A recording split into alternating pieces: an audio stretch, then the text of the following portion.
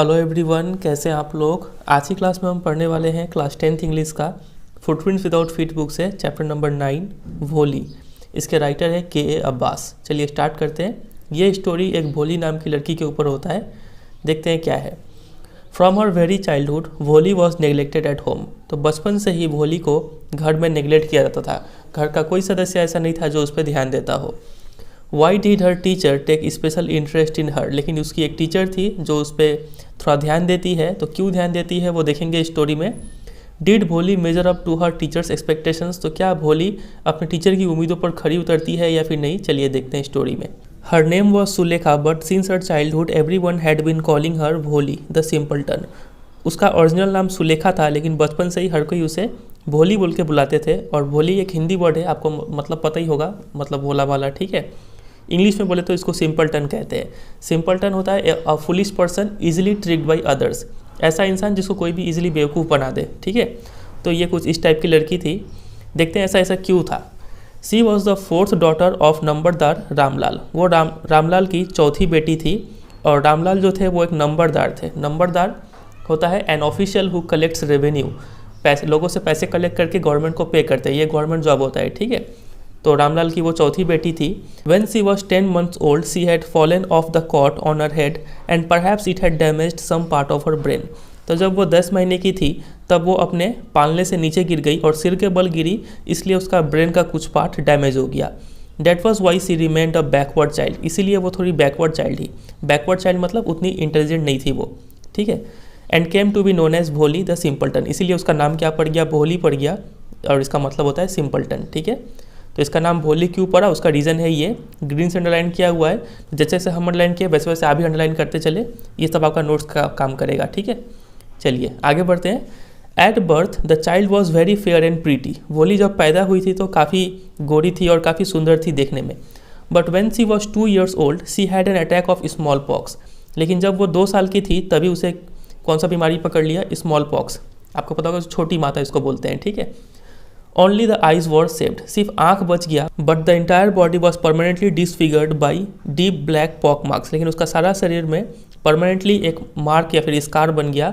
और वो जो स्कार था वो डीप ब्लैक पॉक मार्क्स होता है ऐसा, ठीक है। इस बीमारी में छोटे छोटे धब्बे हो जाते हैं। तो उसके पूरे चेहरे पर, पूरे शरीर पर ऐसे ऐसे धब्बे बन चुके थे। Little Sulekha could not speak till she was 5। तो सुलेखा क्योंकि दिमाग से भी कमज़ोर थी और चेहरा भी उसका बिगड़ चुका था, तो दिमाग से कमज़ोर होने के कारण वो क्या थी, 5 साल तक अच्छे से बात नहीं कर पा रही थी वो। And when at last she learn to speak she stammered. और जब उसने फाइनली बोलना सीख भी लिया तो वो क्या करती थी, स्टैमर मतलब हकलाती थी। The other children often made fun of her and mimicked her. और बाकी दूसरे बच्चे उसका मजाक उड़ाते थे और उसकी नकल करते थे। As a result she talked very little. इसलिए वो काफ़ी कम बोला करती थी, क्योंकि ज़्यादा बोलेगी तो सब उसका नकल करेंगे और मजाक उड़ाएंगे, ठीक है।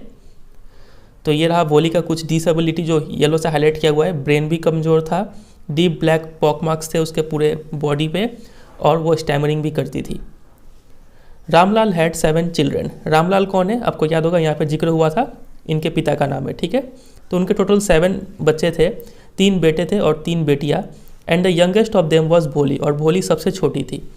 It was a prosperous farmer's household and there was a plenty to eat and drink. और ये जो रामलाल थे ये काफ़ी एक मतलब संपन्न परिवार से बिलोंग करते थे और इनके घर में खाने पीने का कोई अभाव नहीं था, काफ़ी अच्छा सामान था। ऑल द चिल्ड्रेन एक्सेप्ट भोली वर हेल्दी एंड स्ट्रॉन्ग। सभी बच्चे भोली को छोड़ के हेल्दी थे, मजबूत थे। The sons had been sent to the city to study in schools and later in colleges. और जो बेटे थे उनको शहर भेजा गया स्टडी करने के लिए स्कूल्स में, और बाद में उन्हें कॉलेज में भी पढ़ाया गया। ऑफ द डॉटर्स, और जहाँ तक बेटियों का सवाल था तो राधा नाम की जो थी वो सबसे बड़ी लड़की थी, हैड ऑलरेडी बीन मैरिड, और उसका शादी हो चुका था। The second daughter Mangala marriage had also been settled. और दूसरी बेटी जो थी मंगला, उसका भी ब्याह फिक्स हो चुका था। And when that was done Ramlal would think of the third Champa. और एक बार मंगला का ब्याह हो जाए उसके बाद रामलाल किसके बारे में सोचेगा, तीसरी बेटी जिसका नाम था Champa. They were good looking healthy girls and it was not difficult to find bridegrooms for them. काफ़ी सुंदर भी थे ये तीनों बेटियाँ, हेल्दी थी, स्वस्थ थी, इसीलिए उनके लिए ब्राइड ग्रूम मतलब दूल्हा ढूंढना उतना मुश्किल काम नहीं था, ठीक है। दूल्हे को ब्राइड ग्रूम बोलते हैं और दुल्हन को ब्राइड, ठीक है, याद रखिएगा इसको। But Ramlal was worried about भोली। लेकिन रामलाल को किसकी फिक्र थी, भोली की। भोली सबसे यंगेस्ट जो उसकी डॉटर थी वो।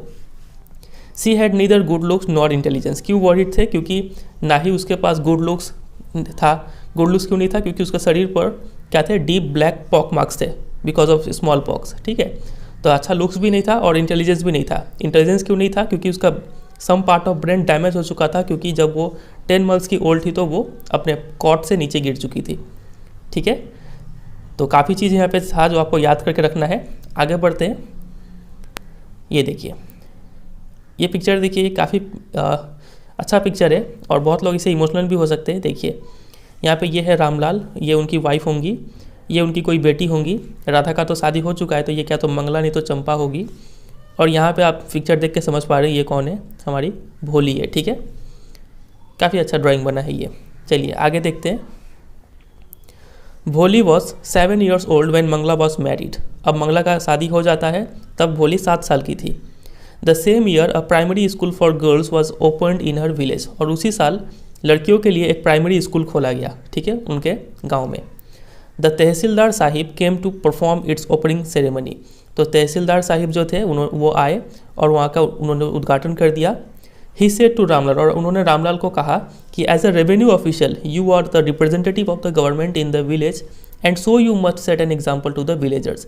तो देखिए, तुम एक रेवेन्यू ऑफिशियल होने के कारण, रेवेन्यू ऑफिशियल मतलब नंबरदार, जो हमने ऊपर उसका पोस्ट देखा था। ठीक है, तो तुम एक तहसीलदार साहब रामलाल को बोलते हैं कि तुम एक रेवेन्यू ऑफिशियल हो, उसीलिए तुम गवर्नमेंट को रिप्रेजेंट करते हो, मतलब तुम एक गवर्नमेंट का आदमी हो इस गांव में, इसीलिए तुमको यहाँ पे एग्जाम्पल सेट करना होगा, मतलब तुम्हें कोई अच्छा काम इनिशिएट करना होगा ताकि लोग तुमको फॉलो करें।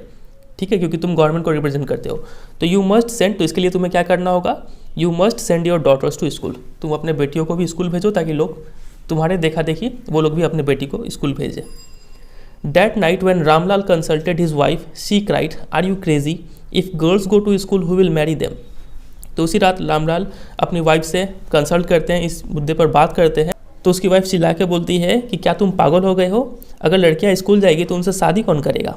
ठीक है, but Ramlal had not the courage to disobey the tehsildar. लेकिन रामलाल के अंदर इतना हिम्मत नहीं था कि वो तहसीलदार के बात को ठुकरा दे। At last his wife said, और लास्ट में उसकी पत्नी ने कहा, I will tell you what to do. मैं तुम्हें बताती हूँ तुम क्या करोगे। सेंड भोली टू स्कूल, भोली को स्कूल भेज दो। As it is there is little chance of her getting married with her ugly face and lack of sense, let the teachers at school worry about her. वो बोलती है कि चूँकि भोली का शादी होने का चांस बहुत कम है, क्योंकि वो काफ़ी अगली बदसूरत है और लैक ऑफ सेंस, दिमाग भी कमज़ोर है, इसलिए तुम इसे स्कूल भेज दो, इसका शादी तो होने से रहा, वहाँ के जो टीचर्स है वही इसे संभाले। ठीक है। The next day Ramlal caught Bholi by the hand and said, come with me, I will take you to school. तो अगले दिन रामलाल भोली को उसके हाथों से पकड़ लेते हैं और बोलते हैं कि चलो मेरे साथ, मैं तुम्हें स्कूल लेके चलता हूँ। भोली वॉज फ्राइटेंड, भोली इतने सुनकर डर गई। सी डिड नॉट, तो ये आप देख पा रहे हैं, ये है रामलाल, वो अपनी बेटी भोली को स्कूल लेके जा रहे हैं। तो कहाँ तक देखा था हमने? हाँ, she did not know what a school was like. तो वो इतनी भोली थी कि उसे अभी तक ये पता नहीं था कि स्कूल क्या होता है। She remembered how a few days ago their old cow Lakshmi had been turned out of the house and sold. उसे सिर्फ एक ही बात याद आ रहा था कि कुछ दिन पहले उनकी जो एक पुरानी गाय थी जिसका नाम था लक्ष्मी, उसे कैसे घर से निकाला गया था और मार्केट में बेच दिया गया था। तो कहीं ना कहीं भोली के मन में भी यही विचार आ रहा है कि मुझे भी घर से निकाला जा रहा है और मुझे भी कहीं जाके कहीं बेच दिया जाएगा। ठीक है, इसलिए वो काफ़ी फ्राइटेंड, डर गई थी। No, no, no, no, no, no, no, no, she shouted in terror and pulled her hand away from her father's grip. तो वो बोलती नहीं, और काफ़ी चिल्ला के डर के मारे बोलती है नहीं नहीं, हम स्कूल नहीं जाएंगे, और अपने हाथों को अपने पिता के हाथों से छुड़ा लेती है। What's the matter with you, you fool? shouted Ramlal. तो रामलाल चिल्ला के बोलते कि अरे बेवकूफ़, क्या बात है तुम्हारे साथ? I am only taking you to school। बोलते कि मैं तुम्हें स्कूल ही तो लेके जा रहा हूँ। Then he told his wife, फिर वो अपनी पत्नी को बोलते हैं, let her wear some decent clothes today or else what will the teachers and the other school girls think of us when they see her। बोलते कि आज इसे कुछ ठीक ठाक से कपड़े पहना दो, नहीं तो स्कूल के टीचर्स या फिर जो बाकी लड़कियां हैं वो क्या सोचेंगी हमारे बारे में कि हम इसे कैसे रखते हैं घर में। New clothes had never been made for Bholi. तो भोली के लिए कभी भी नए कपड़े नहीं बनाए जाते थे। The old dresses of her sisters were passed on to her. उसके बहनों के जो पुराने कपड़े होते थे वही कपड़े उसे दे दिए जाते थे पहनने के लिए। No one care to mend or wash her clothes. किसी को परवाह नहीं था कि उसके कपड़े को थोड़ा सिलाई करके रिपेयर कर दिया जाए या फिर उसको वॉश धो दिया जाए। But today she was lucky to receive a clean dress. लेकिन आज वो इतनी लकी थी कि उसे एक साफ़ सुथरा कपड़ा पहनने को मिल गया। Which had shrunk after many washings, जो वो कपड़ा काफ़ी सिकुड़ चुका था इतना सारा धोने का बाद, एंड नो लॉन्गर फिटेड चंपा, और जो कपड़ा उसे दिया गया था वो चंपा का था। अब वो कपड़ा चूंकि चंपा को फिट नहीं हो रहा था, इसलिए वो कपड़ा किसको दे दिया गया, वोली को। लेकिन अच्छाई का बात यही है कि यहाँ पे वो क्लीन ड्रेस था। She was even bathed and oil was rubbed into her dry and matted hair, उसे यहाँ तक कि नहलाया भी गया और उसके जो सूखे और उलझे हुए बाल थे, मैटेड मतलब इंटेंगल्ड, ठीक है, उलझे हुए बाल, उसमें तेल लगाया गया। ठीक है, तो देखिए क्या हालत था भोली का, पहले उसे नहाया तक नहीं जाता था और तेल का तो भूल ही जाइए, तो आज उसे नहाया भी गया, तेल भी लगाया गया। Only then did she begin to believe that she was being taken to a place better than her home, तभी उसे विश्वास हुआ कि आज उसे कुछ ऐसे जगह ले जाया जा रहा है जहाँ पे उसे घर से अच्छा ट्रीटमेंट मिलेगा। ठीक है, क्योंकि उसके साथ इतना अच्छा चीज़ किया जा रहा है। तो ये दो लाइन बहुत इंपॉर्टेंट है, भोली का साथ क्या क्या चेंजेस हुआ उस दिन। आगे बढ़ते हैं।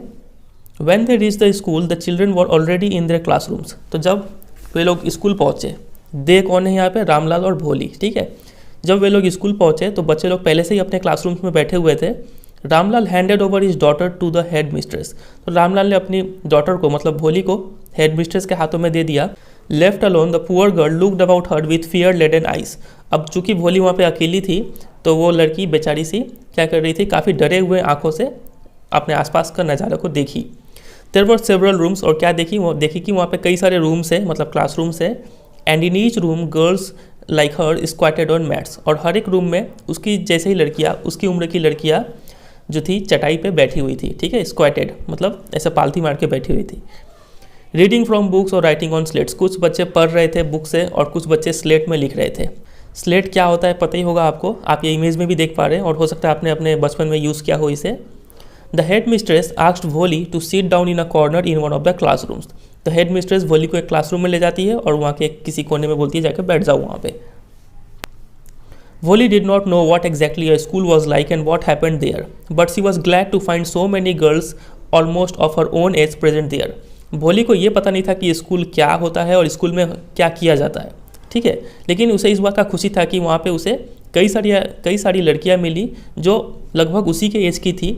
सी hoped that one of this girls might become her friend, और उसके मन में एक उम्मीद था कि इनमें से कोई एक लड़की भी तो कम से कम उसका एक दोस्त बन जाएगी। ठीक है, इस बात का उसे खुशी था। The lady teacher who was in the class was saying something to the girls but Bholi could understand nothing, तो उस क्लासरूम में एक लेडी टीचर थी, वो क्लासरूम में कुछ कह रही थी, मतलब कुछ पढ़ा रही थी, लेकिन भोली को कुछ समझ में नहीं आ रहा था। She looked at the pictures on the walls, तो वो क्लासरूम के जो वॉल्स पे कुछ पिक्चर्स लगे हुए थे वो उसे देखती है। द कलर्स फैसिनेटेड हर, और वो काफ़ी प्रभावित होती है उन पिक्चर से और कलर से। किन किन चीज़ का पिक्चर लगा था देखिए, सबसे पहला पिक्चर था हॉर्स का। The horse was brown just like the horse on which the tehsildar had come to visit their village, वो हॉर्स एक ब्राउन कलर का हॉर्स था, ठीक उसी टाइप का हॉर्स था जिस पे वो तहसीलदार साहिब बैठ के आए हुए थे विलेज में। क्या करने आए हुए थे, इस प्राइमरी स्कूल का उद्घाटन मतलब ओपनिंग सेरेमनी में आए हुए थे। The goat was black like the goat of their neighbour, फिर वो एक बकरी को देखती है, वो ब्लैक कलर की थी, ठीक उसके पड़ोसी में जो गोट थी उसी के तरह। The parrot was green like the parrot she had seen in the mango orchard, तो फिर वो तोते को देखती है, वो तोता ठीक उतना ही ग्रीन होता है जितना कि उसके जो आम के बगीचे में जो तोता था उतना ही। ठीक है, and the cow was just like their Lakshmi, और जो गाय थी वो ठीक उनकी गाय लक्ष्मी की तरह थी। एंड सडनली भोली notice that the teacher was standing by her side smiling at her, फिर अचानक से भोली को रियलाइज़ होता है, नोटिस करती है जो लेडी टीचर थी वो ठीक उसके बगल में आके खड़ी है और उसके मुस्कुरा रही है। ठीक है, what's your name little one, lady teacher बोलती है भोली को कि तुम्हारा नाम क्या है, तो वो इतना बोल के she could stammer no further than that, इसके बाद वो और नहीं हकला पाई। ठीक है, then she began to cry and tears flowed from eyes in a helpless flood, फिर इतने पे वो रोना स्टार्ट कर देती है और उसके आंखों से आंसू ऐसे निकलते हैं मान लो आंसू का बाढ़ आ गया हो। She kept her head down as she sat in her corner, फिर वो अपना सिर झुकाकर उस कोने में बैठी रहती है। Not daring to look up at the girls who she knew were still laughing at her, और उसमें वो सिर झुका के बैठी रहती है, उसमें इतना हिम्मत नहीं होता है कि वो सिर उठाकर दूसरी लड़कियों को देखे जो कि उसके पता है कि वो सब लड़कियां उस पर क्या कर रही है, हंस रही है। When the school bell rang all the teachers scurried out of the classroom, scurried out का मतलब होता है टू रन क्विकली, तो जैसे ही स्कूल का घंटी बजता है सभी लड़कियां क्लासरूम से दौड़ के बाहर निकलती है। But Bholi dare not leave her corner, लेकिन भोली का हिम्मत नहीं हो पा रहा था कि वो अपने उस कोने को छोड़ के उठे और निकले। हर हेड वॉज स्टिल लोवर्ड, अभी भी वो सिर झुका के बैठी हुई थी। सी केप्ट ऑन सॉबिंग, और धीरे धीरे रोए जा रही थी। Bholi, the teacher voice was so soft and soothing, in all her life she had never been called like that, it touched her heart. तो टीचर, लेडी टीचर उसे बोलती है भोली है तुम्हारा नाम, और टीचर का आवाज़ इतना सॉफ्ट था और इतना सूदिंग था। भोली को ये रियलाइज़ हुआ कि उसने अपने पूरे लाइफ में इस तरीके से किसी को बुलाते हुए नहीं सुना। ये उसके दिल को छू लिया। ठीक है, तो देखिए क्या क्या एक बच्चा का फीलिंग होता है। Get up said the teacher, it was not a command just a friendly suggestion. भोली गॉट अप।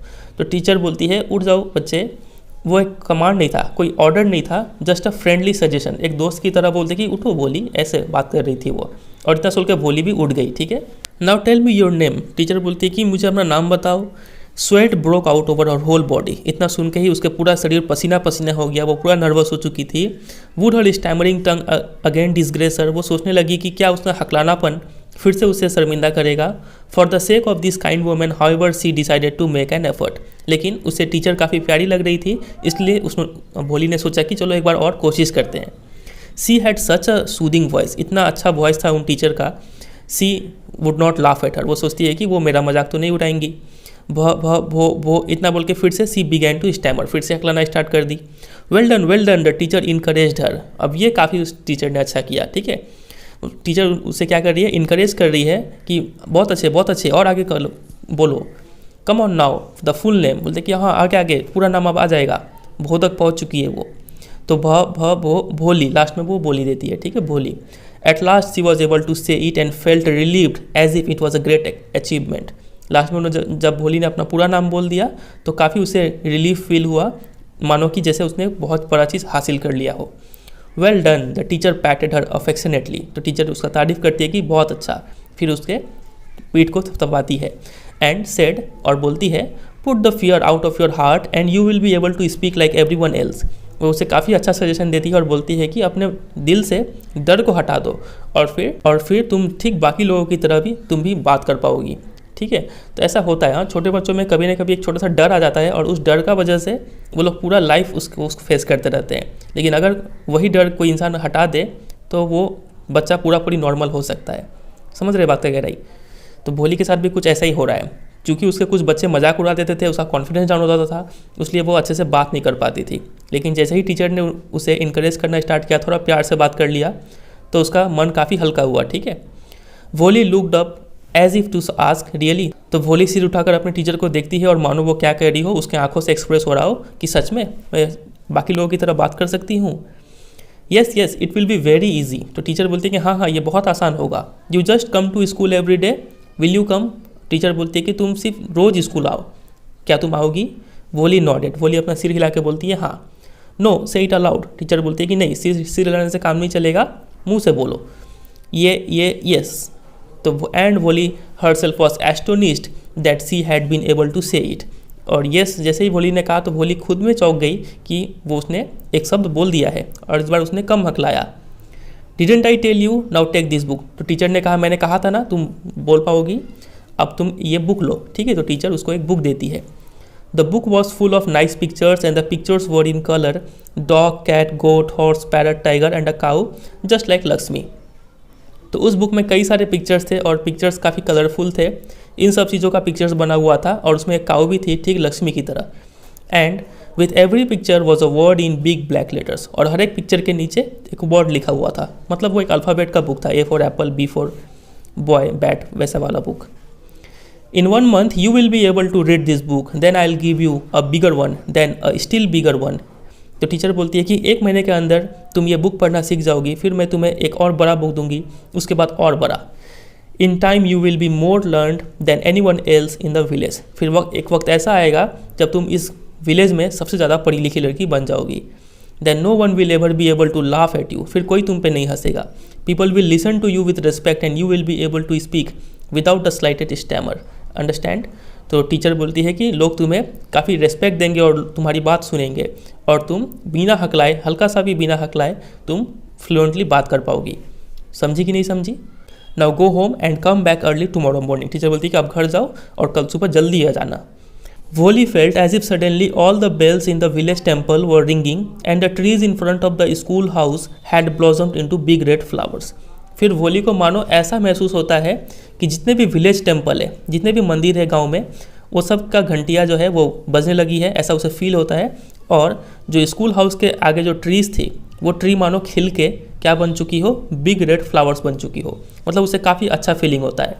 तो फर्स्ट डे का एक्सपीरियंस अगर बात किया जाए भोली का, तो इनिशियली स्टार्टिंग में तो वो काफ़ी डरी हुई थी, फिर स्टैमरिंग भी करती है, लेकिन बिकॉज ऑफ लेडी टीचर वो काफ़ी इंकरेज होती है, मोटिवेटेड फील करती है, उसका जो सेल्फ कॉन्फिडेंस है वो गेन होता है। इस वजह से वो लास्ट में जब छुट्टी का टाइम होता है तो उसे काफ़ी अच्छा फील होता है। ठीक है, तो पहला डे का एक्सपीरियंस ले दे के बोला जाए, ओवरऑल एक्सपीरियंस काफ़ी अच्छा रहा भोली के लिए।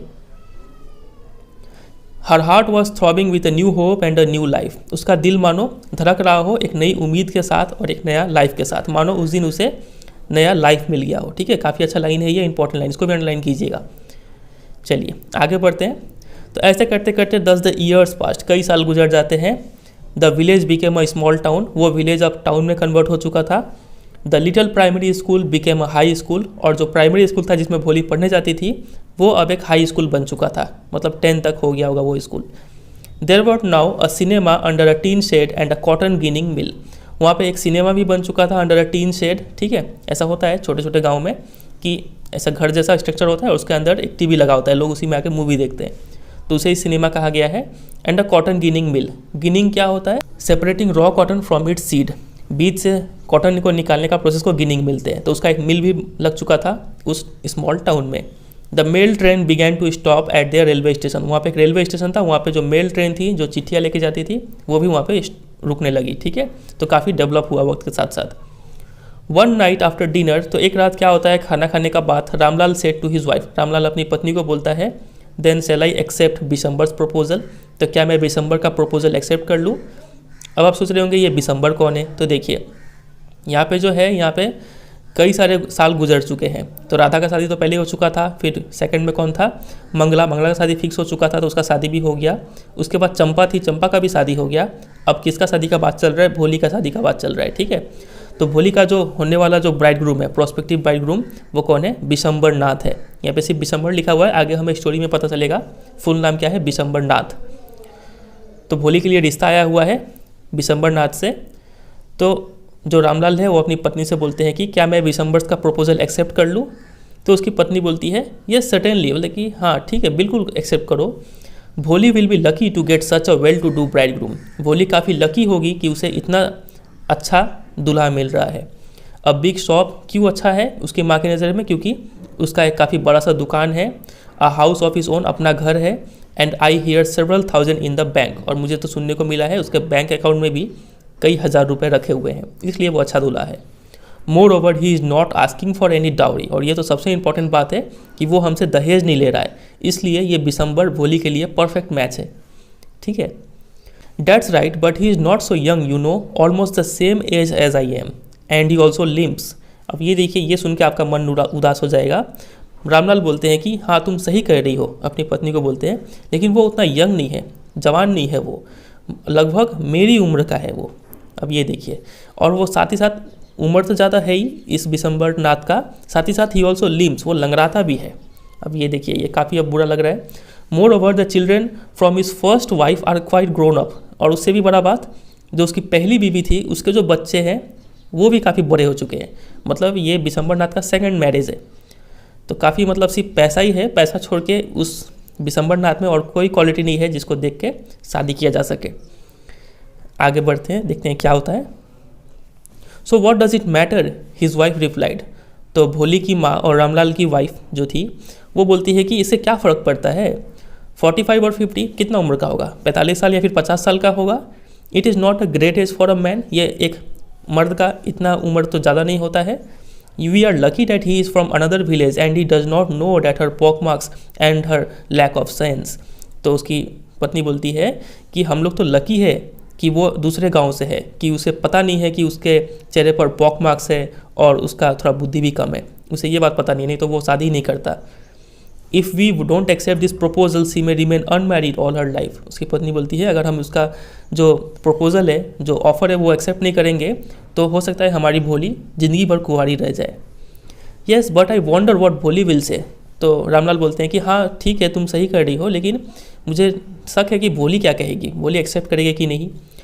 What will that witless one से, सी इज़ लाइक अ डम काउ। तो पत्नी बोलती है कि वो विटलेस, वो बेवकूफ़ क्या बोलेगी, वो तो एक गूंगी गाय की तरह है, जो बोलो वो वही करेगी। Maybe you are right muttered Ramlal. तो रामलाल धीरे से बोलता है कि हाँ हो सकता है तुम सही कह रही हो। In the other corner of the courtyard Bholi lay awake on her cot listening to her parents whispered conversation. तो उनके आंगन में के कोने में भोली अभी भी जगी हुई थी अपने खटिया पे, और वो सुन रही थी उसके पेरेंट्स के बातचीत को। ठीक है। Bishamber Nath was a well to do grocer. तो बिशंबर नाथ एक काफ़ी मतलब संपन्न परिवार से था, एक अच्छा पंसारी था। He came with a big party of friends and relations with him for the wedding. तो शादी का दिन आ जाता है, शादी फिक्स हो जाता है, और शादी वाले दिन वो काफ़ी एक बैंड बाजे के साथ अपने दोस्तों और रिश्तेदारों के साथ आता है शादी करने के लिए।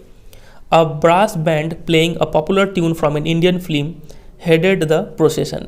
तो उस बारात में क्या था, एक ब्रास बैंड, लोग एक आप इस पिक्चर में देख पा रहे हैं, इसको ब्रास बैंड बोलते हैं। ठीक है। ये बजाते हुए लोग जा रहे थे, और आपको पता होगा कि जैसे शादियों में जो है इंडियन फिल्म का कोई गाना यहाँ पे बजता है। ठीक है। खासकर नागिन नागिन वाला गाना वो बजते हुए सब जा रहे थे। With the bride groom riding a decorated horse. और जो दूल्हा था वो एक सजा धजा घोड़े पर बैठा हुआ था। Ramlal was overjoyed to see such a pomp and splendour. He had never dreamed that his fourth daughter would have such a grand wedding. तो रामलाल ये देखकर काफ़ी खुशी हुआ, और हर बाप के लिए खुशी का पल होता है जब उसकी बेटी का ब्याह हो रहा होता है। ठीक है। दुख तो होता ही है, लेकिन एक पिता के लिए बेटी का शादी करना सबसे बड़ा एक मतलब खुशी का पल होता है। ठीक है। तो यहाँ पे वही फीलिंग रामलाल के साथ हो रहा था, वो भी काफ़ी खुश हुए इतना सजावट देखकर। ठीक है। और उन्होंने कभी सपने में भी नहीं सोचा था कि उसकी चौथी बेटी का जो ब्याह है इतना शानदार तरीके, भव्य तरीके से होगा। Bholi's elder sisters who had come for the occasion were envious of her luck.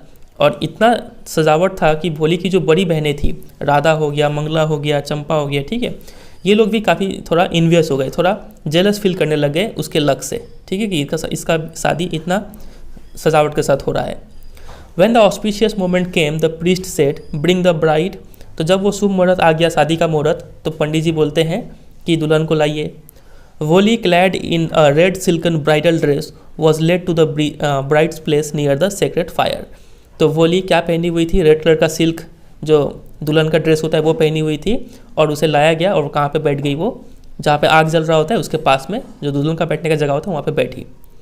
गार्डलिन the bride one of his friends prompted Bishamber Nath. तो बिशंबर नाथ का एक दोस्त बोलता है जो दुल्हन को माला पहना दो। The bride groom lifted the garland of yellow marigold. तो पीले गेंदा फूल का जो माला था वो दूल्हा हाथों में ले लेता है। A woman slipped back the silken veil from the bride's face. फिर इतने पे क्या होता है कि एक वुमेन होती है, वो भोली के चेहरे का जो वेल मतलब घूंघट, जो सिल्क का घूंघट था वो उठा देती है थोड़ी देर के लिए। तो इतने पे क्या होता है कि देखिए, विशंबर टुक अ क्विक ग्लांस। विशंबर हल्का सा झलक पा लेता है उसके चेहरे का। The garland remained poised in his hand. और झलक पाते ही वो जो माला था वो उसके माला हाथों में रुका हुआ रह जाता है। ठीक है। वो माला पहनाता नहीं है। पॉइज्ड का मतलब होता है नॉट मूविंग। तो वो विशंबर नाथ उस माले को अपने हाथों में पकड़े हुए था, पहना नहीं रहा था। द ब्राइड मतलब Bholi slowly pull down the veil over her face. फिर वो भोली क्या करती है, अपने घूंघट को धीरे से नीचे सरका लेती है और अपने फेस को ढक लेती है। Have you seen her said Bishamber to a friend next to him. तो विशंबर का जो दोस्त था, विशंबर उससे बोलता है कि क्या तुमने उसे देखा। She has pock marks on her face. उसके चेहरे पर तो काले काले धब्बे हैं। So what you are not young either. तो उसका दोस्त बोलता है कि उसे क्या हुआ, तुम भी तो जवान नहीं हो। तो ये अच्छा रिप्लाई दिया उसने। Maybe but if I am to marry her father must give me 5000 rupees. तो विशंबर नाथ बोलता है कि हाँ हो सकता है मैं बूढ़ा हूँ, लेकिन मैं अगर मैं इससे शादी करूँगा तो उसे पिताजी को मुझे 5000 रुपये देने होंगे। तो हमने स्टार्टिंग में देखा था कि वो दहेज नहीं ले रहा था, लेकिन अब वो डावरी का डिमांड कर रहे हैं यहाँ पे। Ramlal went and placed his turban his honour at Bishamber's feet. तो जैसा कि मूवी में होता है, तो रामलाल अपने पगड़ी को उतारता है सिर पर से, मतलब पगड़ी एक सिंबल माना जाता है अपने इज्जत का। ठीक है। तो रामलाल यहाँ पे अपना टर्बन उतारता है, अपना ऑनर को उतारता है और बिशंबर्स के पैरों पर रख देता है। Do not humiliate me so take 2000 rupees. और वो बोलता है कि मुझे और शर्मिंदा मत कीजिए, आप प्लीज़ 2000 रुपये ले लीजिए और मेरी बेटी से शादी कर लीजिए। नो 5000 और we go back keep your daughter. तो बिशंबर नाथ बोलता है कि नहीं 5000 दो, नहीं तो हम वापस जा रहे हैं, अपनी बेटी को अपने पास रखो। Be a little considerate please, if you go back I can never show my face in the village. तो रामलाल बोलते हैं कि आप प्लीज़ हमारे भावनाओं को समझिए, ठीक है, अगर आप यहाँ से चले जाएंगे तो मैं अपना चेहरा अपने गाँव में दिखा नहीं पाऊंगा और फिर मेरी बेटी का ब्याह किसी से नहीं होगा। Then out with 5000। तो फिर विशंबरा बोलता है कि ठीक है, तुम्हें अगर ब्याह करना ही है तो लेके आओ 5000 रुपये। Tears streaming down his face, Ramlal went in, open the safe and counted out the notes. तो रामलाल की आंखों से आंसू बहने लगे। रामलाल अंदर गया, एक तिजोरी खोलता है और वहाँ से नोट्स गिनते हुए आता है। He placed the bundle at the bridegroom's feet, और वो नोटों का जो बंडल है वो दूल्हे के पैरों पर रख देता है। On Bishamber's greedy face appeared a triumphant smile. तो विशंबर के लालची चेहरे पर एक हंसी वाला जीत आ गया कि आज मेरा ईगो सेटिस्फाई हो गया यहाँ पे, ठीक है। He had gambled and won, उसने एक तुक्का मार लगाया था यहाँ पे कि देखते हैं कितना रुपया वसूल होता है, और उसने उसमें जीत हासिल कर लिया था। Give me the garland he announced, और अब पैसा मिल गया तो अब वो बोलता है कि ठीक है मुझे माला दो, पहना देते हैं। Once again the veil was slip back from the bride's face but this time her eyes were not downcast.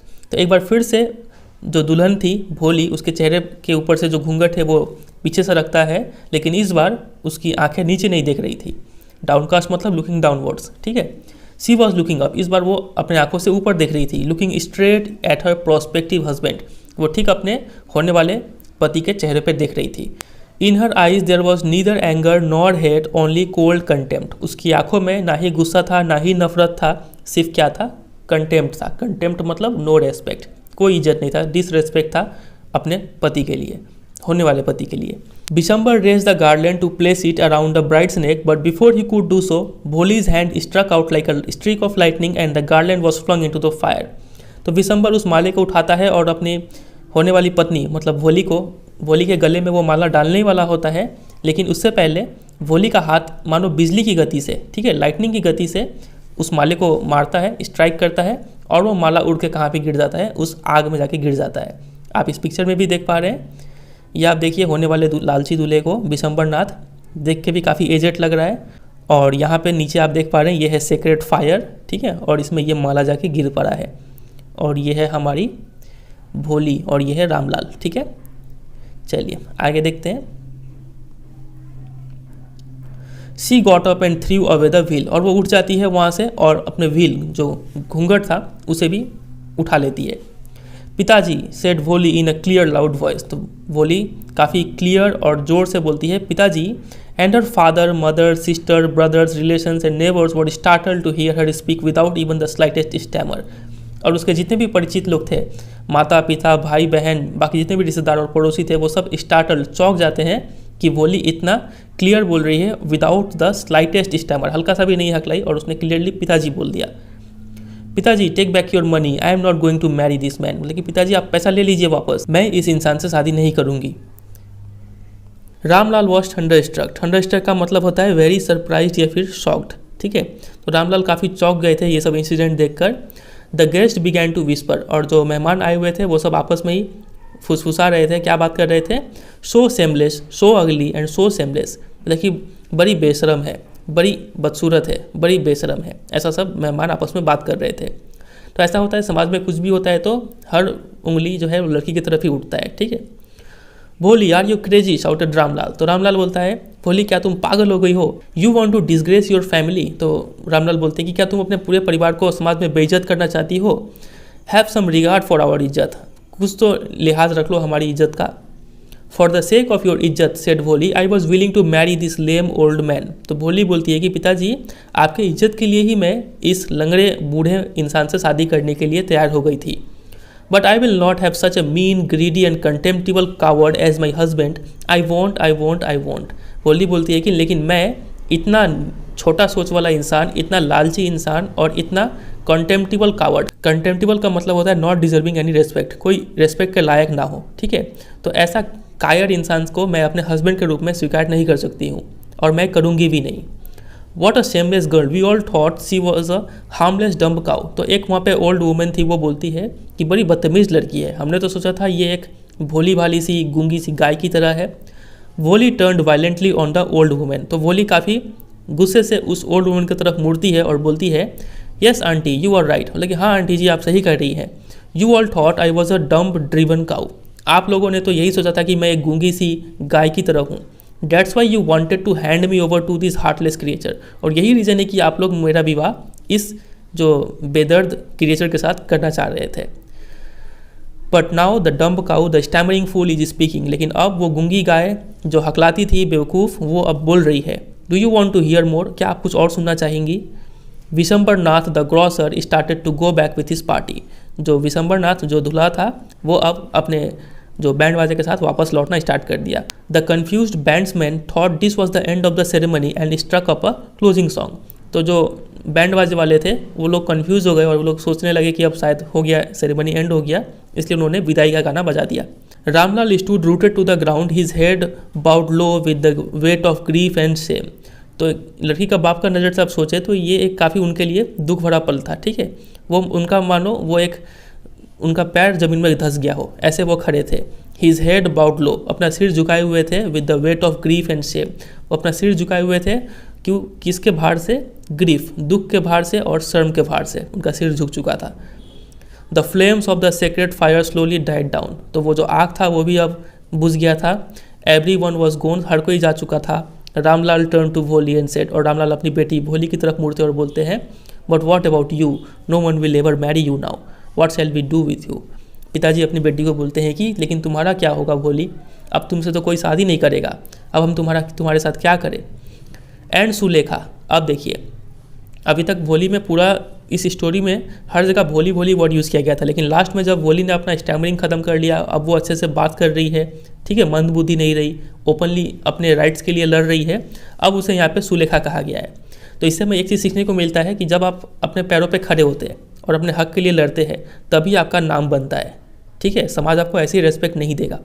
तो देखिए यहाँ पे सुलेखा लिखा गया है, लिखा है कि Sulekha said in a voice that was calm and steady, Sulekha काफ़ी आराम से और अच्छे तरीके से अब बोलती है, क्या बोलती है?